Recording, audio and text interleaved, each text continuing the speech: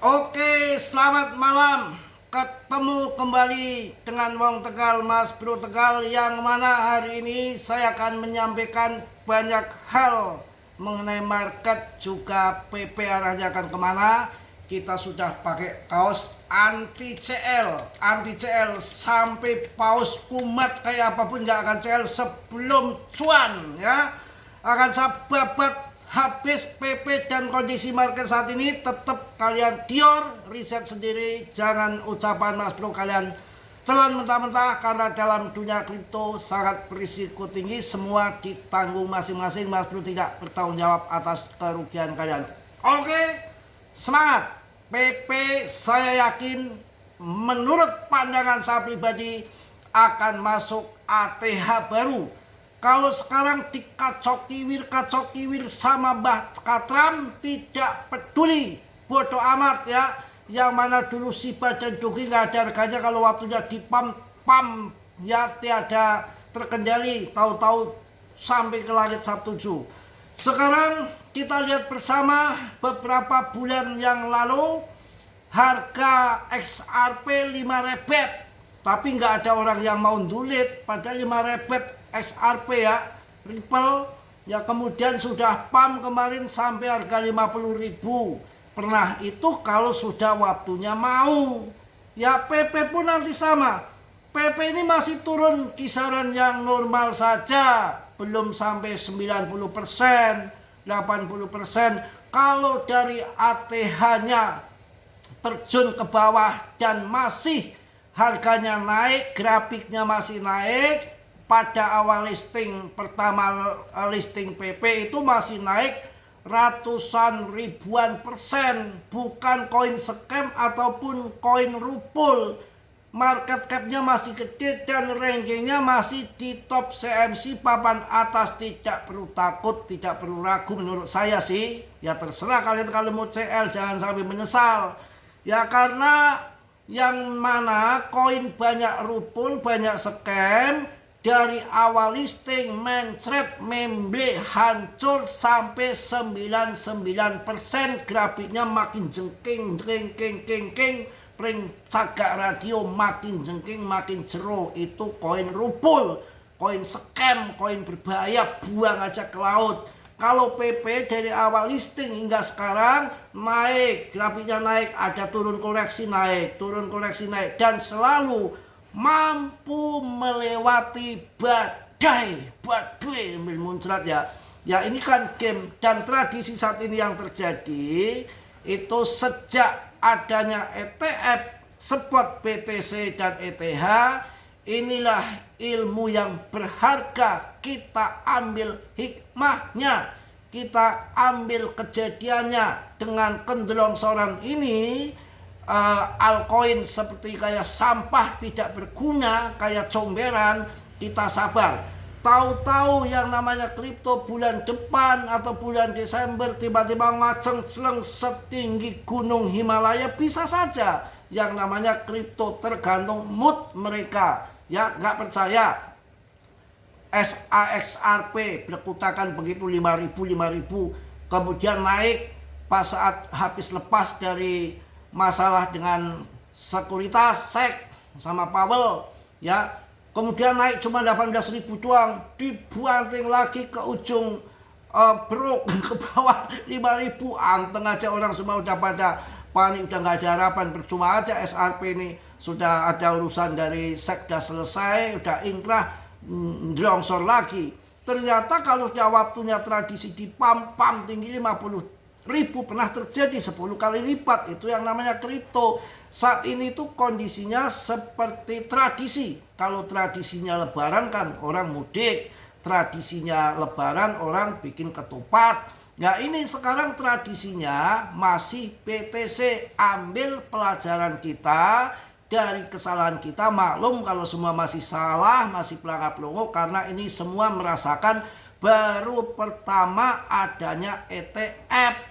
Dan pasca halving semua memborong, ada yang BTC, ada yang altcoin, karena tahun 2021 pasca halving itu antara BTC dan altcoin naik semua. Tapi kemarin kita kena jebakan Martini, Ternyata yang naik BTC aja, altcoin jadi tai. Ini betul-betul kamret ya. Makanya ini pelajaran yang berharga. Nanti di tahun siklus depan, tanggalnya belum jelas, bulannya April di tahun 2028, 4 bulan menjelang halving BTC, altcoin semua buang ke laut. Masuknya BTC, masih banyak cuan di depan sana dengan kita belajar dari sekarang. Beda yang nanti pemula-pemula masuk di tahun 2028, pasti masuknya baby doge.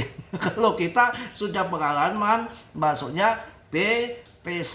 Tradisi yang saya sampaikan tadi, sekarang tradisinya masih di Bitcoin dengan ditandai yang mana BTCD-nya masih ngacleng, masih tinggi, dan terjadi semua lagi kebingungan, lagi pelangap-pelongo. Bahkan si wel-kewel pun, paus-pausan yang main judi lepret pun lagi pada pikun, nggak bisa berpikir. Sampai ada yang namanya satu paus itu pasang posisi short iya, pasang posisi long lepret tinggi juga iya. Ini bagaimana kepriben? Artinya kan mereka lagi somplak, otaknya lagi bingung arahnya kemana karena jengkel. Ya udah, pasang short nanti larinya ke atas di tikung bandar, ya.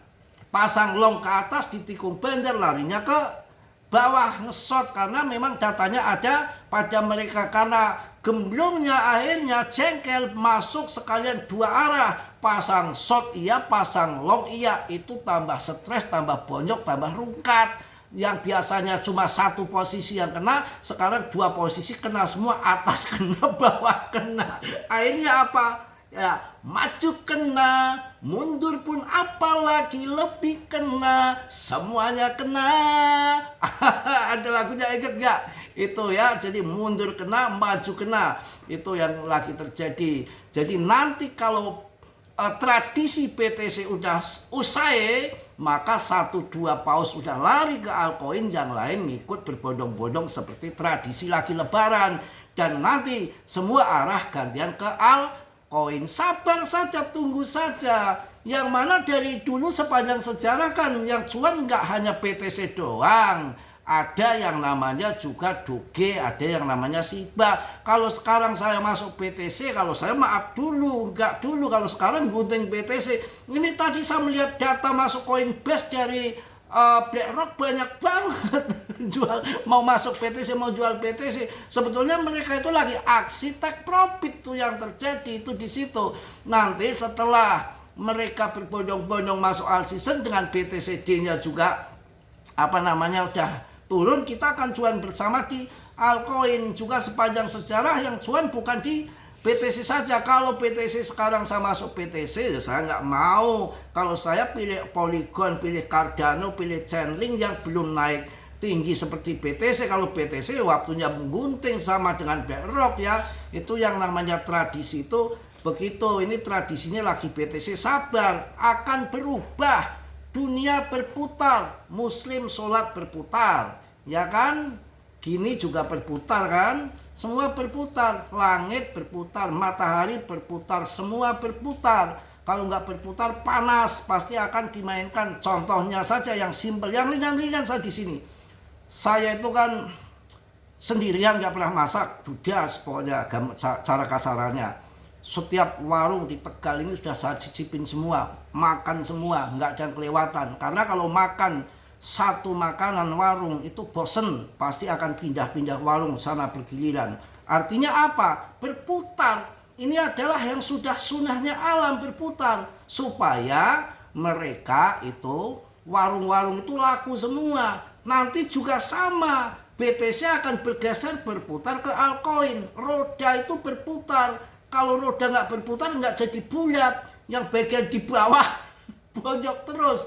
Makanya ban itu kok sudah lari Jakarta Surabaya kok masih bulat saja. Ya karena berputar, ngalami benjut di bawah, mengalami di atas. Ya kalau ngelaruk saja ngengsot begitu doang ya nanti jadi gepeng. Yang atas masih utuh, bannya yang bawah sudah habis, tinggal paletnya. Betul apa betul? Betul apa betul? Ya, makanya dengan kondisi turun gini yang belum sampai 99%, belum merupul ya, maju terus, pantang mundur ya. Nanti kepanjangan saya akan kasih intinya untuk kalian ya. Fed ini lagi menggelar konferensi kripto, inovasi, regulasi, dan masa depan pembayaran digital. Nanti kripto akan ke depan akan maju, sabar. Semua lagi dalam fase-fase peralihan ya. Yang mana konferensi yang akan diselenggarakan oleh Fed pada tanggal 21 Oktober ini sekarang lagi berlangsung, diperkirakan akan membawa perubahan signifikan dalam dunia kripto AS. Secara bertajuk konferensi inovasi pembayaran ini akan mempertemukan para pakar terkemuka dari sektor keuangan terdesentralisasi dan kripto untuk berdialog dengan bank sentral mengenai perubahan lanskap keuangan. Konferensi ini bertujuan untuk memperluas perspektif para pemimpin bank sentral mengenai berbagai opsi pembayaran yang muncul dari dunia kripto.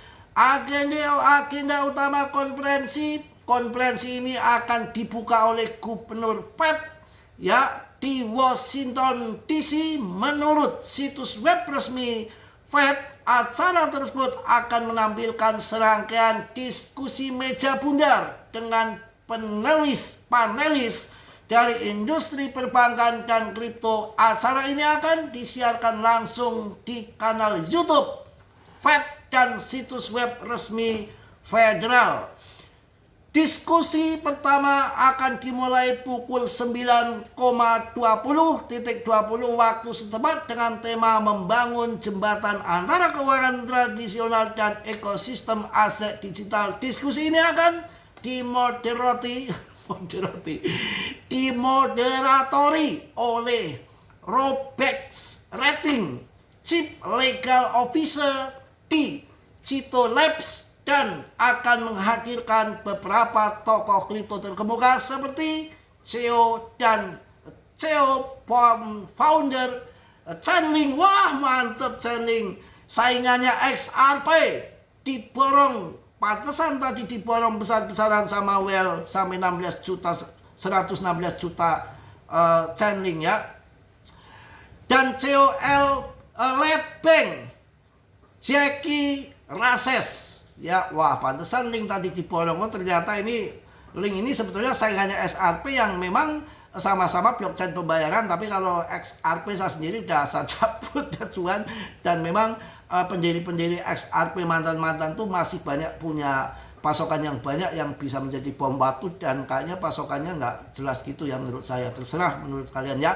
Peran stablecoin di AI dalam pembayaran, diskusi kedua. Wah, pokoknya bla bla bla bla bla. Lagi penting ya, produk berbasis penutupan. Pokoknya kesimpulannya, konferensi ini diharapkan menjadi titik balik penting dalam dialog antara para pemimpin bank sentral dan industri kripto yang membuka jalan bagi inovasi lebih lanjut dalam sistem pembayaran yang terus berkembang. Dengan mempertemukan para pemimpin industri dan pakar dari berbagai sektor, Fed menunjukkan komitmennya untuk memahami dan kemungkinan mengintegrasikan teknologi keuangan baru ini ke dalam kerangka keuangan yang lebih luas ya. Itu yang penting saya akan sampaikan untuk kalian.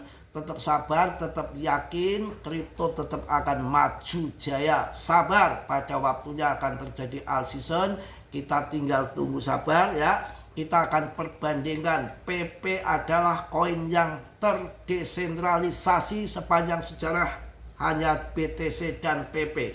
Contohnya presale, penjualan, airdrop, PP nggak ada. Mau lihat koin sehebat apapun XPL ya, sekarang tanggal 25 ini, bulan ini akan lontor lagi 25% dari pasokan kalau nggak salah itu ya, dan masih baru beredar 1,8 miliar, belum sampai 20 miliar pasokan yang beredar, dengan ya belum sampai 20% pasokan yang beredar, sedangkan total pasokan ada 10 miliar yang baru beredar sekitar 1,8 miliar. Artinya PP benar-benar koin yang betul-betul raja meme koin yang mungkin bisa mengulang sejarah Bitcoin ya. Sabar saja.